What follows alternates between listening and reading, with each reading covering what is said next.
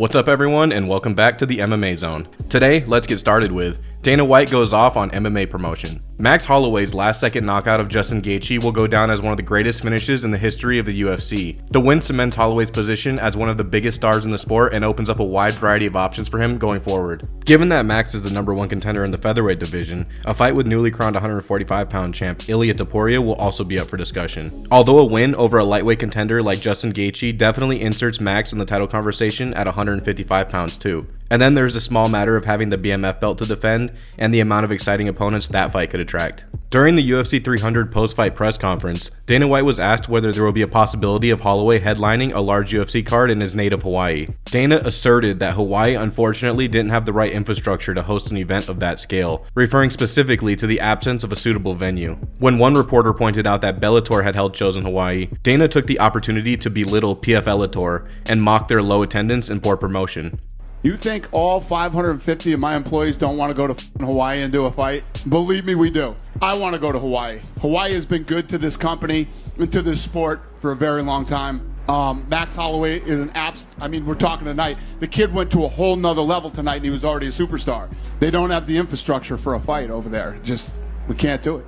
I think it's safe to say we can rule out a hometown event for Max Holloway anytime soon. Next up, let's take a look at Arman Tsarukyan sends a warning to Islam Makhachev. Arman Tsarukyan emerged victorious from one of the most closely contested matchups at UFC 300 when he edged past former lightweight champion Charles Oliveira by way of split decision. Tsarukyan had to overcome some intense adversity in round 1 when he found himself trapped deep in a guillotine against the man with the most submission wins in UFC history. He survived just as he did in the 3rd round when Oliveira caught him again, this time in a Darce choke. Given that Oliveira came into this bout ranked first in the lightweight standings behind champ Islam Makhachev, and that Tsarukyan has history with the champ after losing narrowly to him in his UFC debut back in 2019, it would be safe to assume that Tsarukyan can now be deemed a legitimate contender to the lightweight crown. However, in the post-fight press conference, Dana White broke the news that Makhachev will face Dustin Poirier in the main event at UFC 302 in Newark on June 1st, meaning Tsarukyan will have to wait his turn. Regardless, the Armenian feels he'll be much better equipped to handle Makhachev at this point of his career, should he get the call. Speaking to reporters after his fight, he assured them he will get his hand raised when they square off again. I fought like 10 times after that fight, and I feel like 10 winning streak I have after that fight. I didn't lose any fights from Islam fights, and it was 5 years ago. I got a lot of experience. My skills, I'm like getting better every day. I feel it, and like every camp I get better. So I feel this camp I was better than last one and like previous one, and I'm going up. I don't know what's gonna be in like 3-4 years. I'm like gonna be like unstoppable fighter. Next up, let's take a look at Nickal REVEALS' plan after UFC 300. A massive talking point in the lead up to UFC 300 was the placement of someone like Nickal on the card with so many current and former champions. The middleweight prospect squared off against fellow unranked fighter Cody Brundage in the opener of the main card, and plenty of fans seemed surprised at this decision by the UFC. Nickal beat Brundage in the 2nd round by submission to improve his record to 6-0, in what was only his 3rd appearance inside the octagon. The 28-year-old was clearly unhappy with his own performance as he gestured to the booing fans by putting his 2 thumbs down. In his interview with Joe Rogan, he claimed to be a little embarrassed with his performance and claims that he expects more of himself inside the octagon. Nickal picked up 2 first-round finishes in March and July of last year to get his UFC career off to the perfect start. And while this fight was his first time we've seen Nickal fight for longer than 1 round, he still maintains a 100% finish rate as a professional. Moving forward, Nickal told reporters afterwards that he plans to get straight back on the horse. I took 9 months off between now and my last fight, just because I had 5 fights in a row leading up to that, and it was just a lot of training camps, and I wanted to take some time to develop. And now I think it's time to fight again soon. I would love to fight again in the next few months. I'll talk. It's so soon. I don't have it planned out yet, but I would love, maybe late summer to get another fight in. The Penn State wrestling standout has made light work of Jamie Pickett, Val Woodburn, and now Brundage throughout his short UFC run and believes the time could be right now to test himself against a better quality of opponent next time out. He named number 12 rank Anthony Fluffy Hernandez, and also the fighter Hernandez just beat, as possibilities for his next fight. One thing's for sure, if he keeps beating everybody the UFC puts in front of him, and making it look as easy as he did at UFC 300, it won't be long before we see him moving up the rankings in the middleweight division. Next up, Ilia Topuria reacts to Max Holloway's win. Max Holloway's victory in the BMF title fight over Justin Gaethje seems to have convinced current featherweight champion Ilia Topuria that he's done enough to earn another title shot at 145 pounds. Speaking in an interview after the fights, Topuria said, "It's clear for me. My next fight is Max Holloway. Congratulations and enjoy tonight. But after fighting me, he'll have to go back in the line." While Topuria accepts Holloway will likely be his next opponent, he maintains he didn't see anything in Max's performance that impressed him, and he doesn't believe that Holloway is even close to his level, technically or tactically. "I saw nothing special, to be honest with you. In the end, a game of exchanging blows without any strategy behind, just throwing blows without any defense, that would never happen with me." Max has talked a lot all week, but the results are, what he couldn't do in 90 minutes, I did in 9. I see that when they pressure Max. He doesn't know what to do. He doesn't know how to walk backwards. Directly after Holloway's knockout of Gaethje, cameras cut to Ilia Topuria, who looked like he'd seen a ghost.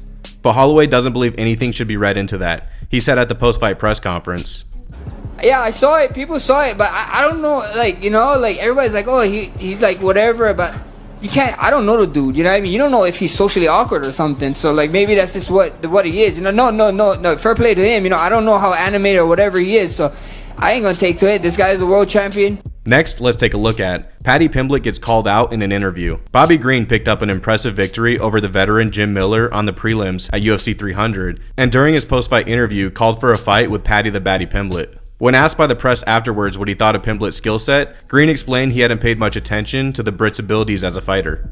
"I don't really watch Paddy like that. Be honest, let me keep it real. I watched a Jarrett fight because maybe I was just happened to be there sitting at the damn TV table, you know, but I don't watch his fights, so I really don't know much about the guy." Bobby Green didn't sound too enthused at the idea of traveling to the UK to fight Pimblett in front of thousands of British fans. It would suck, you know, because you're giving every opportunity to him. I'm giving him everything. It's in your backyard with your people, all the opportunities stacked for you. Now you got to fight me, and everything's going your way. I give it all to you, and I got the better number than you, so it's all in your favor. If you lose, you're like, oh well, he was better. It's all in your favor. Now let's see how the chips fall. Green has now won 3 of his last 4 bouts in the lightweight division and sits at number 14 in the rankings, while unranked Pimblett remains unbeaten in the UFC after 5 appearances. With the UFC scheduled to return to England later this year for a pay-per-view event, could we see the pair square off in Manchester? Next up, let's take a look at Alex Pereira reveals what's next after UFC 300. The achievements of Alex Pereira in his 8 UFC fights to date have been nothing short of remarkable. The former 2-division Glory World Kickboxing Champion debuted in the Octagon in November of 2021, and 8 fights later he has won both the middleweight and light heavyweight belts, and at UFC 300 completed his first successful title defense by knocking out former 205-pound champion Jamal Hill in the first round, after also being awarded his Brazilian Jiu-Jitsu black belt by his coach Glover Teixeira in the Octagon. However, it seems the 36-year-old remains extremely ambitious and said during his post-fight interview that he would love to fight at heavyweight at UFC 301, which takes place in his native Brazil in just 3 weeks. Immediately after the event, interim heavyweight champion Tom Aspinall posted a photo of himself in the crowd with his eyes locked onto Pereira. When reporters asked during the post-fight press conference if Poatan wanted to fight Aspinall, the Brazilian responded with an interpreter. "Well, I said I want to fight a heavyweight. I'm not going to give names right here. I told them that I want to fight a heavyweight, so whoever they choose." If Pereira fights at heavyweight, that would be the 3rd weight class that he's competed in since he joined the UFC. He maintains that he came through UFC 300 unscathed and is ready and willing to fight on short notice. Dana White, however, doesn't seem too enthused by the idea, saying, Heavyweight division is nasty. I don't know if that's the right move for him. He looked damn good tonight in the division he's in, so... Should he stay at light heavyweight? It seems his old opponent Yuri Prochazka is seeking a shot at redemption after Pereira knocked him out at UFC 295 back in November. Prochazka returned to his winning ways at UFC 300 with a 2nd round finish over Alexander Rakic, and is confident he has the tools to get revenge over Pereira. I saw his performance, amazing, and I have to say, now I'm starting to take it seriously, because this is for me something what I want to do, want to achieve this victory. When I want something, I will achieve that. So watch me. I have to do some little upgrade on myself to not catching some punches, to make a perfect storm with Alex. Alex know that, and he knew that even in New York, in his hometown. He understand that I have the keys to win the fight. The MMA community goes off on Max Holloway for cheating at UFC 300. Some fans are angry at Max Holloway after he poked Justin Gaethje twice in the eyes, and they think this gave Max the slight advantage in their fight at UFC 300. Here's what the community had to say. Max, you were always my favorite until UFC 300. You cheated with the double eye pokes and you know it. Where's the honor for you, your fans, the UFC, and Justin? You are a fake BMF champ with zero integrity and honor. Run it back without cheating and win fair and square. Can you poke both eyes, bloody them, and then go on to win the fight? That's cheating. Max Holloway fights dirty. Aight, bruh, Max Holloway cheating? Poked the man in the eyes 2 times now, come on, man. Max Holloway out here cheating, LOL. Max Holloway wants 600k bonus, 300k for each eye poke. Here are the top comments from last video. So happy Jamal got humbled after all that unwarranted talking, acting like he beat a sitting champion to get the belt and defended it several times. Dude should have never held the belt, literally equal to Jermaine Duran to me. Dude in the crowd probably grabbed Arman for walking out to goddamn Squidward's clarinet blaring through the arena. UFC should be sued for giving Yuri a bonus and not Alex, so lame. Alex gave Hill his autograph.